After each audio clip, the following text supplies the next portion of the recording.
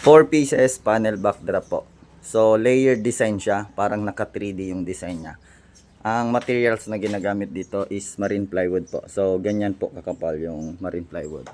At yung stand naman po niya, detachable. Yan po, detachable na tubular. So may uka po dito, ang tendency para hindi po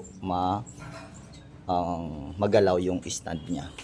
So ito yung nauusong design ngayon. So ang likod po niya, ganito. So ganyan po, layer design din po. Tapos tubular. Tubular yung ginagamit namin kasi kahit palipat-lipat kayo ng event, hindi po agad yan masisira. So ayan po, detachable po siya. Ini-insert lang po dito. Yan.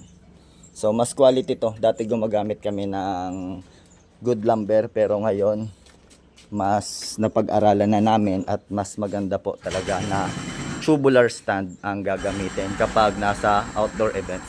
So kapag gusto niyo ng order, PM lang po sa akin. Yan lamang po. Salamat.